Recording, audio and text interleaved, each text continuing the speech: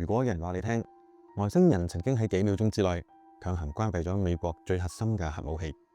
你可能會覺得呢一個只係科幻電影嘅情節。但如果同你講呢一件事唔單止真係發生過，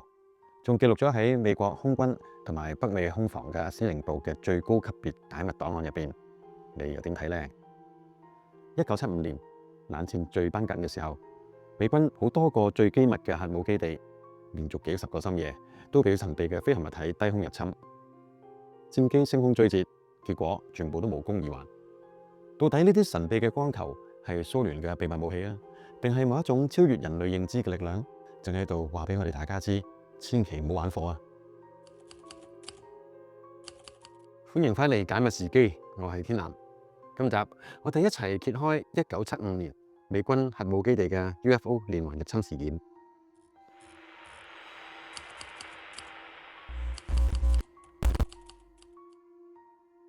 要明白呢件事有幾咁震撼，我哋首先就要翻去1975年嘅秋天啦。當時正值係冷戰最繃緊嘅時期，美蘇兩個大國嘅核子武器都係處於一觸即發嘅狀態嘅。而喺美國北部邊境，例如喺緬因州嘅 Loring 空軍基地，同埋喺密西根州嘅 Wardsmith， 佢哋儲存住美國最核心嘅戰略資產，裝載住核彈頭嘅 B-52 轟炸機，同埋深埋喺地底嘅無冰式洲際飛彈。呢啲地方啊，喺美軍防備最高級別嚟嘅，保安最嚴密嘅禁區中嘅禁區。任何未經授權嘅飛行物，只要輕輕踏入呢個領空半步啫，隨時都可以引發全球嘅核子大戰㗎。但就喺1975年嘅10月27號嘅深夜，呢一個全球最安全嘅地方被打破咗寂靜啦。根據透過資訊自由法解密嘅 NORAD 北美空防司令部嘅官方指揮日記記載，喺深夜10點45分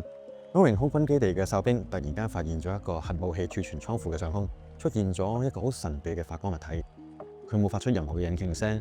但就喺距離地面只有10幾米嘅超低空，唐若雲咁樣喺度盤旋緊，基地就即時進入咗最高級別嘅戒備狀態啦。指揮官第一時間認為係蘇聯嘅特種直升機或者係偵察機嚟嘅，所以馬上就派出咗地面巡邏車去包圍啦。之後下令埋美軍嘅戰機即時升空攔截添。奇怪嘅事發生啦，當美軍嘅戰機嘗試去接近呢一個物體嘅時候，呢一個神秘嘅光球竟然用一種完全違反當時已知嘅物理常規嘅方式，好瞬間咁樣加速升空，消失喺雷達上面。而當戰機一回航啫，佢又突然間出現翻，重新降落喺呢個核武庫上面。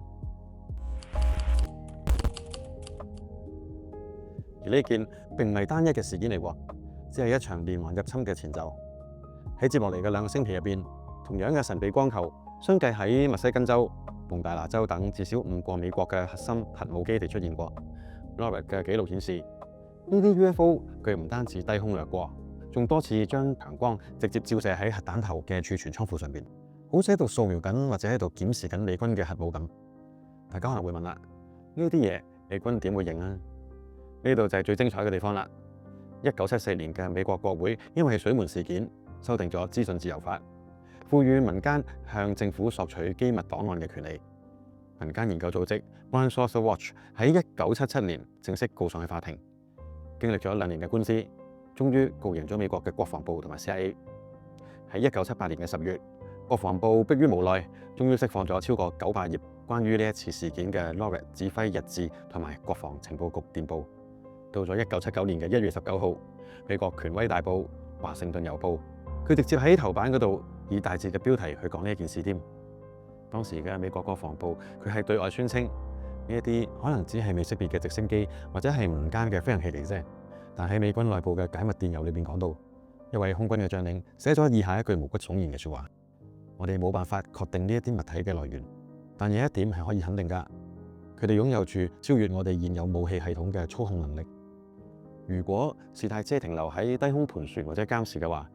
美軍或者仲可以自我安慰，話呢一啲只係敵國嘅高級偵察機。但喺蒙大拿州嘅 Maelstrom 空軍基地，呢啲神秘嘅光球做咗一件令5個大樓高層徹底崩潰嘅事。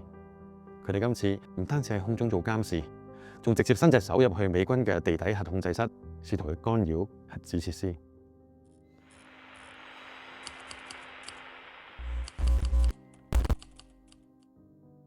時間嚟到1975年地點係蒙大拿州嘅馬姆斯特羅姆空軍基地。當時有一位叫做羅伯特·薩拉斯嘅美國空軍上尉，佢嘅職責係喺地底超過60尺深，足以承受核彈爆炸衝擊嘅鋼筋混凝土堡壘入邊，監控住10枚隨時可以毀滅世界嘅民兵式洲際核彈。喺嗰個地底控制室，任何外界嘅信號、無線電都係被嚴密屏蔽㗎。理論上，除非係美國總統發出嘅授權指令，其他都冇乜邊個或者咩科技可以影響到呢個系統㗎啦。但係一個極度寒冷嘅深夜，地底控制室嘅對講機突然間響起，喺地面嘅哨兵語氣極度恐慌咁樣同沙略上尉報告：上尉，基地大門嘅上空出現咗一個好巨大嘅紅色發光體，佢冇任何嘅聲音，就咁靜靜咁樣飄喺空中。我哋所有嘅衛兵都拎住槍指住佢啊，但係我哋完全唔知佢係乜嘢，我哋應該點做呢？沙略上尉佢最初仲以為啲衛兵嘅幻覺，或者有人喺度講笑。正當佢準備下令將戒備升級嘅時候，對講機嘅另一面傳嚟一聲尖叫聲。士兵話：嗰一個紅色嘅光球而家係以極高嘅速度直接飛緊去飛彈發射台嘅上空。就幾乎喺同一個時間，地底控制台上面嘅警告燈突然間喺度瘋狂咁閃動，警報器發出刺耳嘅警報聲。控制台上面代表飛彈狀態嘅燈號一個接一個咁，由代表 ready 嘅綠色瞬間變成代表失效嘅紅色。第一粒、第二粒、第3粒，喺短短幾十秒裏面，整整10粒裝載住核彈頭嘅洲際飛彈，全部進入咗 no go 嘅癱瘓狀態。沙略上尉同埋佢嘅副手就當堂嚇到呆咗啦。你要明白，呢一套係美軍最頂尖嘅軍事系統，有極之複雜嘅備用電源同埋防干擾機制㗎。你要同時間令到10枚獨立運作嘅核彈失去咗功能，喺當時已知嘅科技嚟講，幾乎係冇可能發生㗎。更加恐怖嘅係，呢啲神秘光球，佢唔單止生咗啲核彈，喺機屋入邊，飛彈嘅發射倒數程序，甚至俾神秘力量啟動過添，令到美軍嘅技術人員要喺最後幾秒緊急切斷所有嘅電源，去避免一場一觸即發嘅世界大戰。當神秘嘅光球喺空中消失之後，美軍就即時派出專家團隊深入地底調查，佢哋想揾翻系統係咪發生咗啲電線嘅斷路問題，或者元件有北。當經過幾個星期全面調查同埋測試之後，結論係系統完全正常，完全揾唔到任何人為或者機械故障嘅痕跡。換句話講，係有一啲超越人類認知嘅力量，可以強行 override 美軍最頂尖嘅國防系統。事件發生之後，沙略上尉同埋佢嘅同僚就即時被帶到空軍特別調查局，上級嘅軍官嚴厲咁樣對佢哋落咗一道最高嘅封口令。呢一件事從來都冇發生過。你哋唔可以對任何人透露半隻字，包括你哋屋企人。呢一個秘密最終係被封存咗整整幾十年㗎，直到班老兵退役，解密檔案陸續曝光，沙略上尉先決定企返出嚟。2021年10月，沙略上尉佢聯同多位核武基地嘅前老兵喺華盛頓召開記者會，佢哋唔單止口頭講啊，仲將當年核彈系統故障嘅美軍官方嘅指引印本，作為具備法律效力嘅誓章，正式提交俾美國國會同埋全域異常解決辦公室。沙略上尉用咗佢一生嘅名譽向全人類講出呢個真相：美軍嘅核武真係曾經俾外星嘅智慧強行關閉過。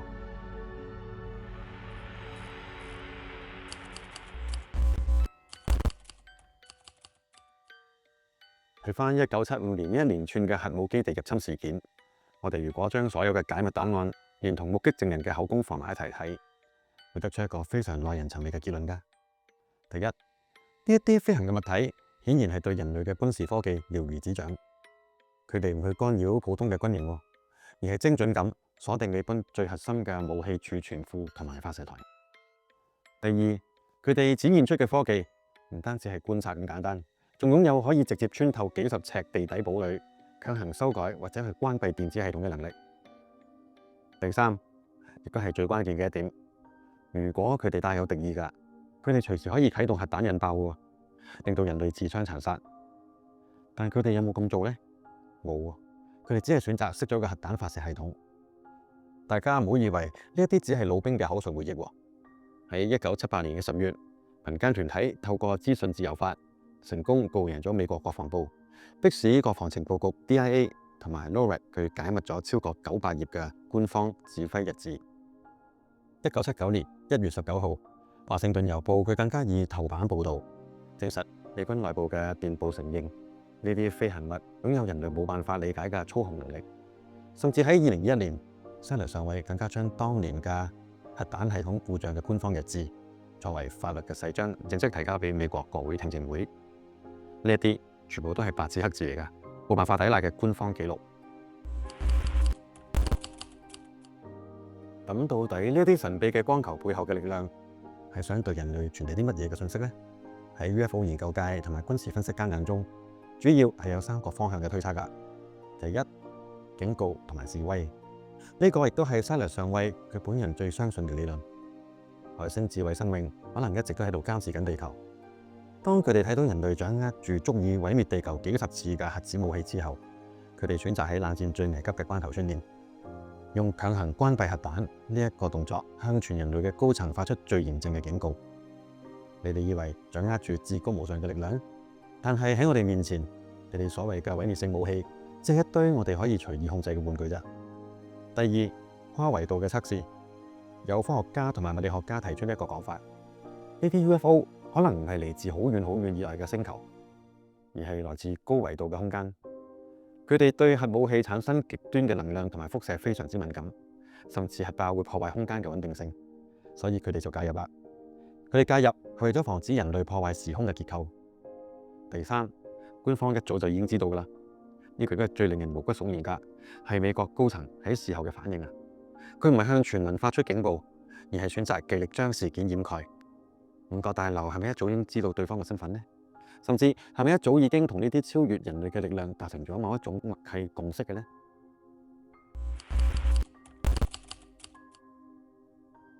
？1975年嘅核武基地入侵案，至今已經過咗半個世紀啦。當日喺地底控制室親身經歷過嘅老兵，好多都已經相繼離世。